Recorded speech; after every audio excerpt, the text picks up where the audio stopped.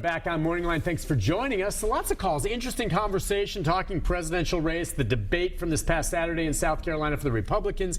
Of course, the situation now with the Supreme Court Justice Antonin Scalia is going to have to be replaced after his untimely death over the weekend. Professor Kent Seiler is with us from MTSU. Nice to have you on, sir. Thanks. Conversation continues, and we've got more calls, and we'll go next to Gary. Gary, good morning. Hi, how are you guys doing this morning? Good, Gary. What's on your mind? I think the debate was a joke. Trump, oh my God. He continues to me to give the Republican Party a black eye moving forward across the country and even into the presidential race. I feel like a lot of voters, people I know, Latinos, they see his arrogance, his manners, how he treats the other candidates. It's not good. It's not good even for them because of how he acts and how he conducts himself. I think the voters, the real voters across this country are going to really see that, and they're already seeing it, and that's why a lot of them don't like him. As far as the Democrats, Hillary got to pick it up. She definitely has to pick it up because I think Bernie's coming for her right now.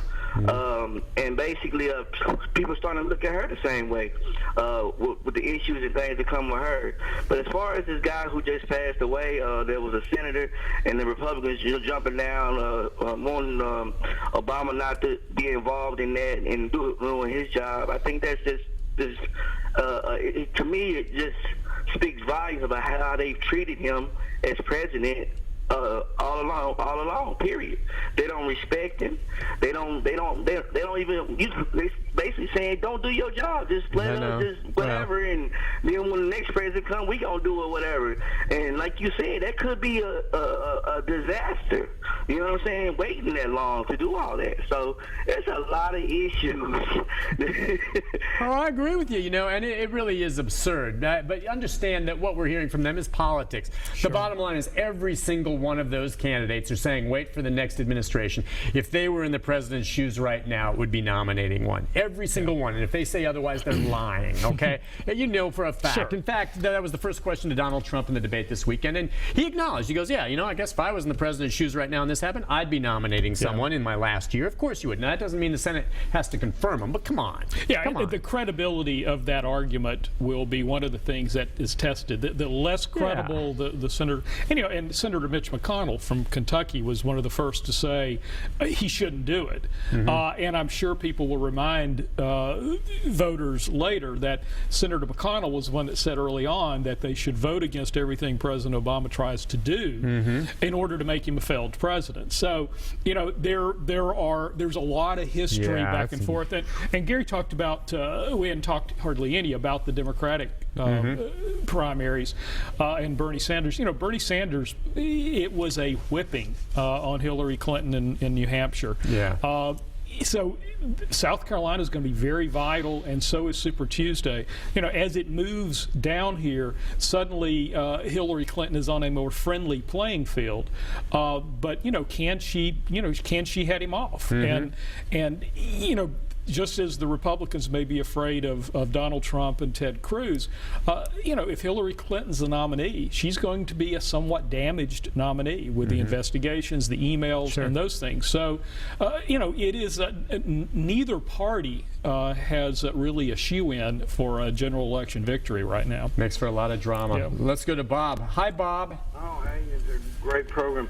I'm just saying, President ought to go ahead and pick some nominees. You got a year left or something. Yep. Start with, and the two-party system.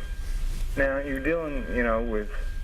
You also got your Communist Party out there, which is going to be going into both of those two parties. They'd say Nazis, and it's just weird like that. Well, I don't know if either of those parties will be in there, but he does.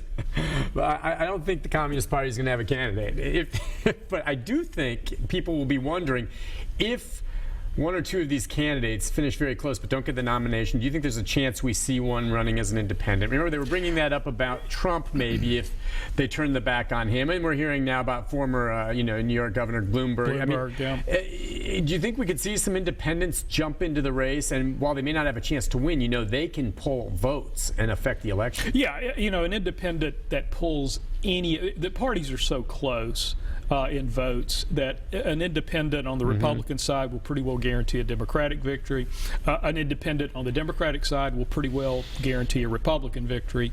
I think Governor or Mayor Bloomberg has said that if the nominees are Donald Trump and Senator Sanders, that then he might get in as a third party. So, and you know, Senators, would you think Senator Sanders was a Democratic socialist, an independent prior to? Yeah, he's always been an independent, right? Yeah, and so who would think that? A Democratic socialist would be playing a major role in the Democratic Party right now. All right, let's go to Tony. Hi, Tony. Yeah, good morning. Good morning. Nick, very important question. Justice Scalia, whatever you want to call him, he didn't do anything for his own people, especially during immigration. And I don't understand why people are putting him on this high pedestal. When he was in a position almost like Moses, he could have done a lot for his nationality and his people and this nation. And he failed to do so because he was too much into politics, which he shouldn't have been if he was a senior. He's supposed to be unbiased. Then, and I want to know why come California ain't playing a big role, because California is like the United Nations, combination of all ethnics. And I think they should have did something over there first, because they could, decide who really is who and where they stand. But like I said, this man right here should have been an autopsy. If you try to do an autopsy on a death row inmate in the state of Tennessee that's been electrocuted, put to death, you know what he died of, but he had to go to court. So why didn't they do this on this man right here? Well, I don't know if more questions will be asked. I didn't see anything more about this. I mean, I don't think anyone's saying there was any foul play involved with this. I mean, his doctors said he was ailing, and he went away. So I think that's a moot point. But his family and anyone else could have called for an autopsy, and they're apparently not doing so. So just leave it at that. Let's go to Peter. Peter, good morning. Morning, Nick. Hey, Peter. Yeah, I just have a point about the pundits that are commenting. They all seem to be so politically aware of things, but they've been wrong just about everything concerning this election. And I think the one thing the establishment is making a big mistake on when it comes to Donald Trump, the establishment of the Republican Party, is their constant attacks. They've even formed a pact now of Republicans who are determined to stop Trump from getting the candidacy. And I think they don't understand the constituency that Trump has behind him. There's 1/3 of the people that support him are former Democrats, myself included.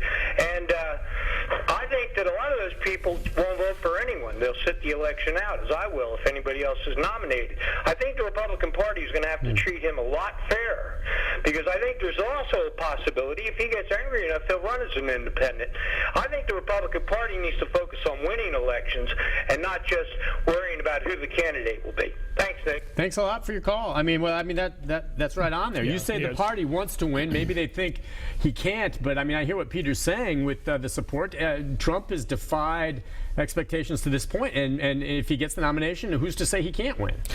Yeah, well, yes. I think there's some real concern that he couldn't appeal to independents and things. But Peter is right. I mean, if you're the Republican National Committee chair, what you're trying to find is a candidate who can win in November, but can also harness that energy that these Trump supporters have. It's kind of like when the Tea Party, really came to be.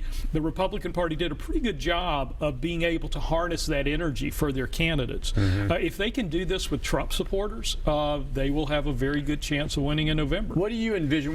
Who are Trump supporters? Because I'm trying to think in the big scale in a national, election. I have to wonder, and the demographic in this country and the voting blocks have changed over the years, but there is a very, very large and influential Hispanic vote now. We have many Hispanic citizens in this country.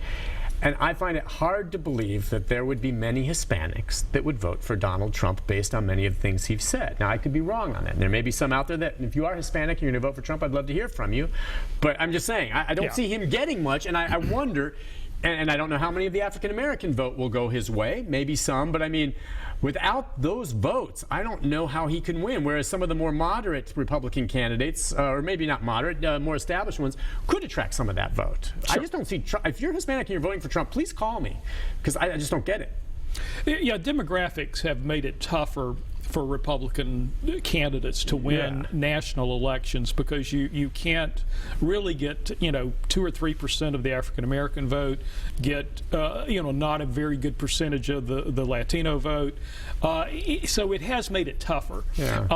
The party has made a lot of overtures to try to, especially with Latino voters, but a lot what Trump has said. I know there's a lot. There's a lot of fear. It's another Republican establishment issue with Trump, is that he has set them back a long way with trying to attract these new voters, these Latino voters. And and he said, who are the Trump voters? And I think there are a lot of people who have, dealt with the trade has cost them, as one of the callers mentioned, trade has cost them jobs. They've seen probably competition from immigration that has forced them into lower wages.